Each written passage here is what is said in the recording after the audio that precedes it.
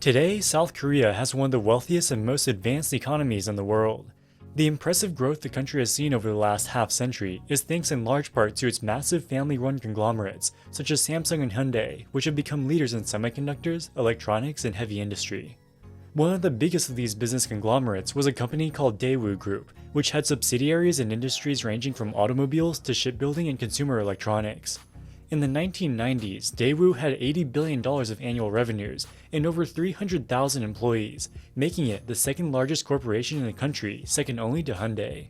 It's not an exaggeration to say that Daewoo was a strategically important company, and in large part responsible for making South Korea into the economic powerhouse it is today. However, its growth was built on pillars of debt-fueled excesses and accounting fraud. In 1999, the house of cards finally came crumbling down. The company collapsed under the burden of over $50 billion of debt, and the founder Kim Woo-chung was eventually convicted of masterminding what at the time was the single largest corporate fraud in history. The economic fallout of the collapse was devastating, with tens of thousands of direct and indirect employees losing their jobs. It also caused many to question the outsized role and undue political influence wielded by family-run conglomerates. Fast forward 20 years to 2021, and the country is still grappling with these same issues, following Samsung's $8 billion bribery scandal.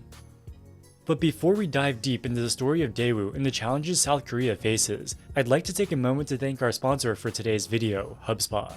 HubSpot just released an amazing free ebook about how content creators can use generative AI chatbots to scale their content operations. AI is not magic, and it requires careful consideration and thought to use it in an effective and responsible manner.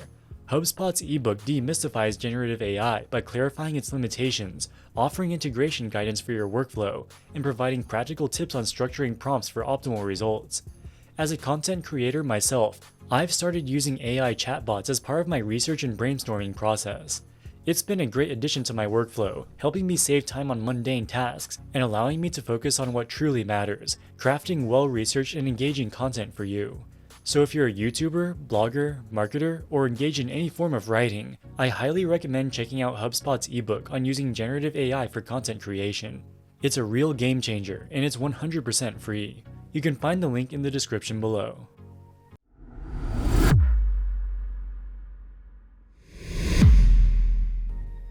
Founded by Kim Woo-chung in 1967, Daewoo started off as a textile exporter. At the time, South Korea was extremely poor. In fact, on a per capita basis, they were poorer than their neighbors to the north, with North Korea having a greater endowment of natural resources and generous economic assistance from the Soviet Union and China. South Korea's economy was primarily focused on agriculture. The industrial base was not well developed and primarily consisted of labor-intensive textile manufacturing, which took advantage of the country's vast number of unskilled and poorly paid workers. At this point, most economists weren't terribly optimistic about the country's future prospects. In fact, the economic situation was so bad and the government was so weak that an ambitious army colonel named Park Chung-hee was able to orchestrate a coup and establish himself as military dictator in 1963. Park's main goal was to turn Korea from a primitive economy focused on agriculture and textile production into an advanced economy revolving around technology and heavy industry. The liberal free market economic model the country had employed since the end of the Korean War was clearly not achieving these goals. In his view, the free market was plagued by counterproductive competition between private businesses and lacked the vision to invest in strategic industries that could drive industrialization. In response to these challenges, Park introduced a series of 5-year economic plans. The concept of 5-year plans is often linked to Stalin's efforts to industrialize the Soviet Union during the 1930s. While Park's objectives mirrored those of Stalin, his methods were markedly distinct. Rather than centralizing power directly, Park implemented a fascist economic model in which the state established development targets and employed a carrot-and-stick approach to encourage private enterprises to meet these goals. It was under the guidance of these 5-year plans that Daewoo transformed from a modest textile exporter into an industrial powerhouse. The crux of Park's 5-year plans was to subsidize the development of heavy industry and establish Korea as an export-focused economy. Park believed a completely free market system was inadequate for the task.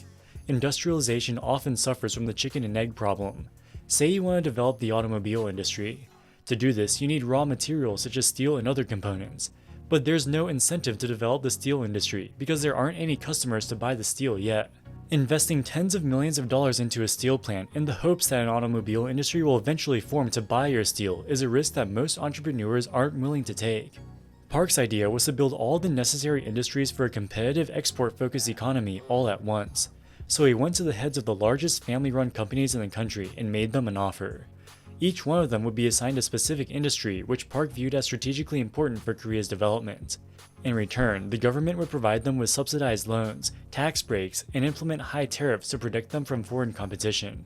This was a great deal for the companies. If they agreed to enter the industries they were assigned to, they'd be able to achieve de facto monopoly status. Their government subsidies would allow them to underprice any potential competitor going forward, so they were all but guaranteed to establish a dominant market position. As part of the second 5-year plan, the government arranged for Daewoo to acquire a train car manufacturer and diesel engine manufacturer called Hankook Machinery. Hankook had been losing money for years and was on the brink of bankruptcy. But Daewoo was able to turn the company to profitability with the help of subsidized loans and lucrative government contracts. With the successful acquisition of Hankook, they created Daewoo Heavy Industries, which grew rapidly through further acquisitions. Most of their acquisitions were supported either directly or indirectly by the government. By the 1970s, they had transformed from a textile exporter to an industrial powerhouse, creating train cars, machine tools, and industrial equipment. Daewoo quickly gained a reputation of being able to acquire failing companies and turn them around to profitability. Because of this reputation, the government convinced them to acquire a cargo shipbuilding company, which was on the brink of bankruptcy. Shipbuilding is one of the toughest businesses to run. Building a 50,000-ton ship is technically complex and is prone to delays and cost overruns. Cargo ships are generally commissioned by cargo companies, and a price is agreed before construction begins. However, if cargo rates decline, your customer may go bankrupt by the time you finish the ship. This puts the shipbuilder in the unviable position of scrambling to find a new buyer at the worst possible time. Despite the risks involved, building an armada of cargo ships was crucial for Park's plan to turn South Korea into an export-driven economy, so he pressured Daewoo to make the acquisition. Perhaps the single most consequential decision Daewoo made was to acquire the automobile manufacturer Seihan Motor in 1978. Like many of Daewoo's other acquisitions, Seihan was mismanaged and struggling financially. They replaced the management team, rebranded it as Daewoo Motors, and it became a huge success, reaching 700,000 units sold per year by the mid-1990s.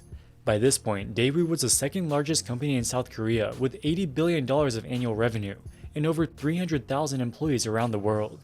They had hundreds of subsidiaries, manufacturing heavy machinery, cargo ships, electronic devices, and even started an investment bank called Daewoo Securities. But the crown jewel and main focus was their automobile business. They built their cars in massive quantities and sold them for cheap prices. This made them popular in many developing countries in Asia, Eastern Europe, and Latin America. Daewoo founder and chairman Kim Woo-chung became a legendary businessman not only within Korea but around the world. He was featured in Fortune magazine in the US. He even wrote an autobiography called Every Street is Paved with Gold, which became an international bestseller with over 2 million copies sold. Graduates from Korea's top universities all wanted to get jobs at Daewoo Group, and it looked like the company was unstoppable.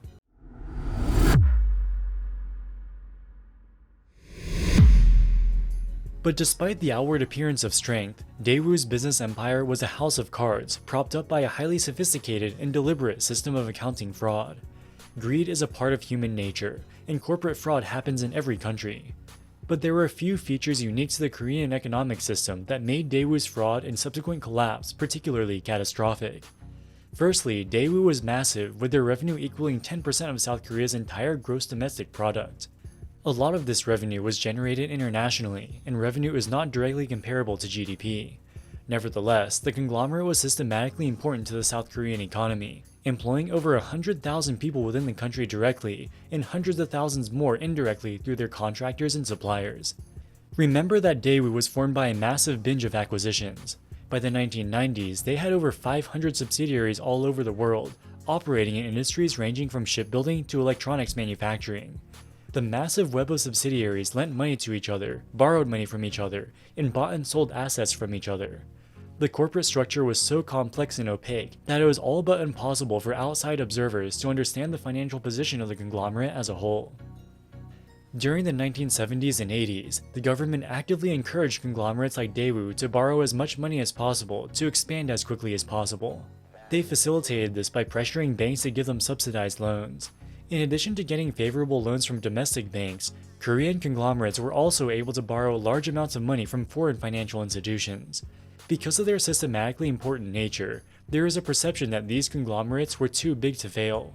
In the case of Daewoo, this theory was validated when the global shipping industry took a downturn in the 1980s, and their shipbuilding business started to lose money. The government effectively bailed them out with a $600 million subsidized loan. With cheap and abundant financing from both domestic and foreign banks, all of Korea's industrial conglomerates were highly leveraged, with most having debt-to-equity ratios in excess of 500%. But a mere 500% leverage ratio wasn't enough to satisfy Kim Woo-chung's ambitions. He wanted to borrow even more money, expand even more quickly, and surpass all of his peers. So he turned to accounting fraud. When a bank or a bondholder decides whether or not to approve a new loan for you, one of the most important metrics they look at is your debt-to-equity ratio. This is the total amount of debt divided by the shareholder's equity. Shareholder's equity is total assets minus total liabilities. To improve this ratio, you either need to decrease your amount of debt or increase the value of your assets. Daewoo used accounting fraud to do both. One way that they decreased their reported amount of debt was to issue debt without calling it debt. They would do this by issuing equity shares to foreign investors at inflated prices. They would agree to buy back the shares at a higher price at some point in the future. So while they called them equity shares, they were economically identical to debt, with the contractual repurchase price effectively acting as an interest payment. On the asset side of the equation, they would have their subsidiaries buy assets from other subsidiaries at inflated prices. As a hypothetical example, let's say their shipbuilding subsidiary buys an office building for $10 million. Their automobile subsidiary could buy the building for an inflated price of $20 million. Now the shipbuilding subsidiary has $20 million of cash, which is an asset. The automobile subsidiary now owns an office building, which they value at cost, which is $20 million. With this transaction, they inflate the value of the office building from $10 million to $20 million. At the group level, this increases the total value of their assets by $10 million out of thin air. Also, this allows them to cross-subsidize by having their stronger subsidiaries inject cash into their weaker subsidiaries. Kim Woo-chung became a legendary businessman by having the seemingly magical ability to acquire failing companies and turn them around to profitability. However, Kim wasn't as much of a business genius as he appeared to be. A lot of the companies that they acquired continued to lose money. They were just made to look profitable with these fake asset sales.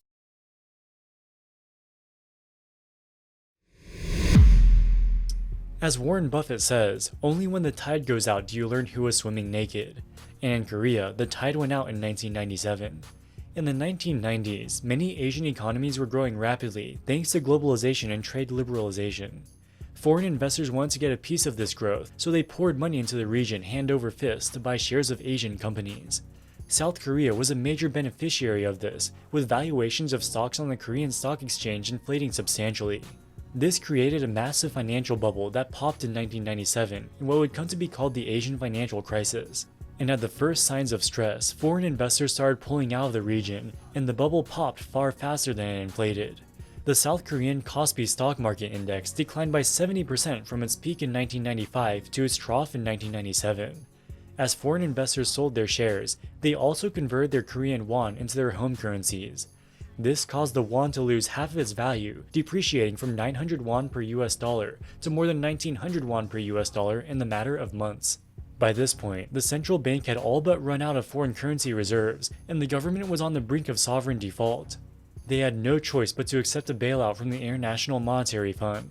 As a condition for the loan, the IMF forced the Korean central bank to raise interest rates to 30% in an attempt to boost the crumbling value of their currency.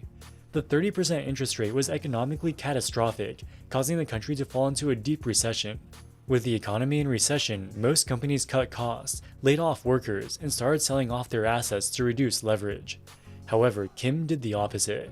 He saw the market crash as a once-in-a-lifetime buying opportunity and did even more acquisitions.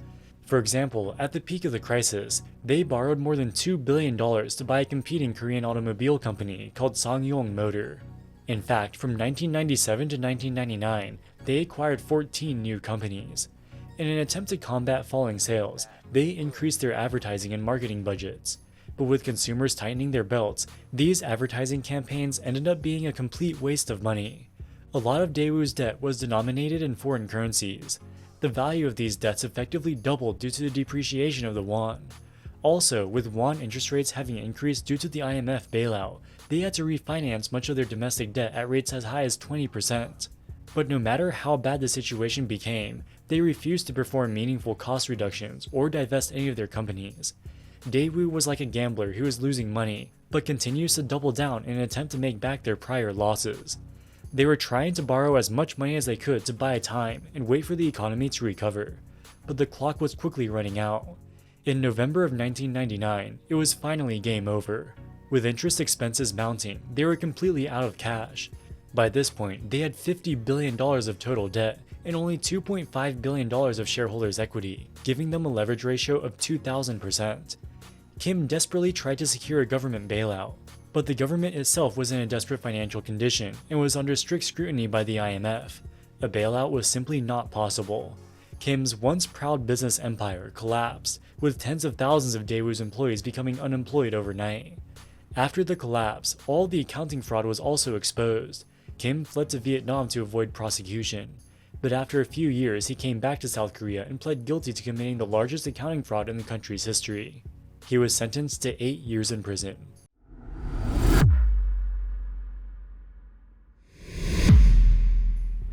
After Daewoo went bankrupt, most of its subsidiaries were shut down, but a few of them were either sold or taken over by the creditors. For example, Daewoo Engineering and Construction still operates to this day, and in 2010 they built the 1.4-kilometer long Gyeongga Bridge, which was the first large-scale bridge in South Korea to incorporate an express bus lane. This allows buses to travel at higher speeds and bypass traffic congestion, making it a faster and more efficient mode of transportation for commuters. Daewoo Electronics is also still operating today, although they stopped producing consumer electronics and now only produce electrical components for automobiles.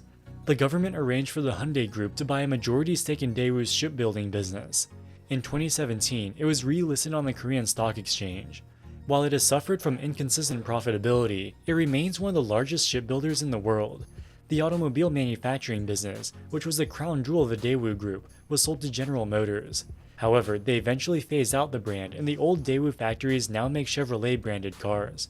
So while some remnants of the Daewoo Group remain today, it's only a tiny shadow of its former self. The collapse of the Daewoo Group exposed some key weaknesses in South Korea's economic development model, which relies heavily on family-run industrial conglomerates. The Daewoo Group was controlled by Kim Woo-chung, and all of the board members were longtime associates of his. Many of them were even his high school friends. Nobody was willing to challenge the boss, so they went along with all the accounting fraud schemes he masterminded. Also, because Daewoo was a conglomerate, they were able to cross-subsidize money-losing businesses which were economically inefficient and probably should have been shut down long ago. Finally, because of the perception that Daewoo was too big to fail, banks and other investors were willing to continue to bankroll the company, despite the opacity of its financial condition. This allowed them to grow far bigger and more bloated than they otherwise could have. During the 16 years that President Park Chung-hee was president, South Korea's GDP more than tripled in what was nothing short of an economic miracle. He couldn't have done this without the help of the country's industrial conglomerates, including Daewoo, which became even more powerful as the country grew. You can think of Park's 5-year plans as the economic equivalent to performance-enhancing drugs. They allow you to develop very rapidly, but if you use them for long enough, they'll eventually cause catastrophic side effects. Daewoo was the metaphorical side effect of President Park's 5-year plans. Yes, Chairman Kim Woo-chung did commit a massive fraud, and had he been more prudent about managing leverage, the company probably could have survived. But had it not been Daewoo, it would have been a different conglomerate at some point. When family-run businesses become so powerful and receive so many government subsidies, inefficiencies and fraud are unavoidable. Following the collapse of Daewoo, the South Korean government implemented several reforms aimed at strengthening corporate governance, such as mandating that large corporations have independent board members and developing stricter auditing standards for financial statements. However, despite these efforts, the South Korean economy remains dominated by family-run industrial conglomerates, which often have complex ownership and financial structures that are not fully transparent. In 2021, the country faced another setback when the heir to the Samsung family was convicted in an $8 billion bribery scandal. This case highlights the ongoing challenges of corporate governance in South Korea, and you can learn more about the Samsung scandal in this video that we published previously. Alright guys, that wraps it up for this video.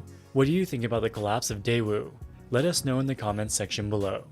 As always, thank you so much for watching and we'll see you in the next one. Wall Street Millennial, signing out.